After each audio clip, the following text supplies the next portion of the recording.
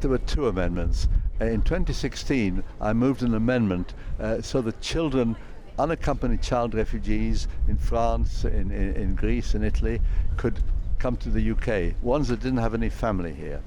Secondly, there's another amendment which came as a result of our wish to keep the Dublin Treaty going after we left the EU. The Dublin Treaty says that a refugee child in one EU country can join relatives in another.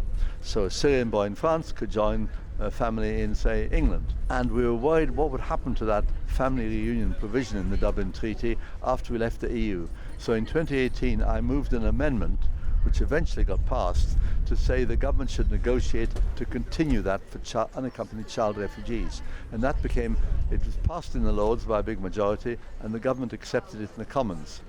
The big shock then came just a few weeks before Christmas, when the newly elected government decided to delete the provisions of the 2018 Act.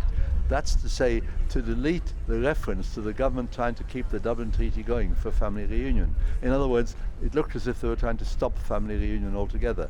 And we found that very shocking. There's a big majority to reverse that in the Lords, but it was voted down in the Commons.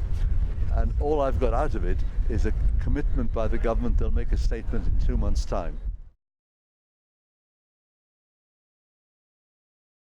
Well, it's shocking because, first of all, when we close the door on legal paths to safety for children, for child refugees, then they will use other methods. They'll go on the back of a lorry, they'll go on a boat and so on. The traffickers will get hold of them. And what we've been arguing all along is there should be legal paths to safety. The other routes are dangerous, children get killed on them, so we want that. But it's also shocking in what it says about what sort of country we are, that we're closing our door on child-family reunion. What could be more humanitarian than children joining their families? The government, while deleting it, amending the law to remove that from the legislation, they've said, oh, well, we believe in child refugees. But they've given me nothing tangible beyond a promise to make a statement in 2 months' time. However, if public opinion is strong enough, I think we can push the government quite hard on this. I'm hoping we can anyway. Yes, they've got a big majority, and it was depressing that the Commons voted down what we did in the Lords. But let me tell you something.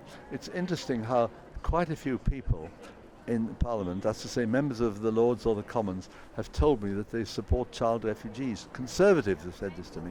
3 government ministers have said it to me privately. They said keep going with the amendment. So a lot of Conservatives are puzzled as to why the government has done this. So I'm hoping very much that there'll be pressure behind the scenes, and the government will have to be a bit more humanitarian than they have been so far.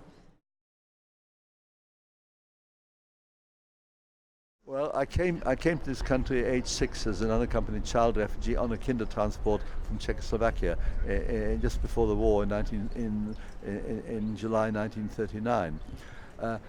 Obviously, it makes me feel more emotional about the issue, and that's quite an incentive. On the other hand, the humanitarian argument for child refugees should not depend upon the personal background of the individual who's arguing it.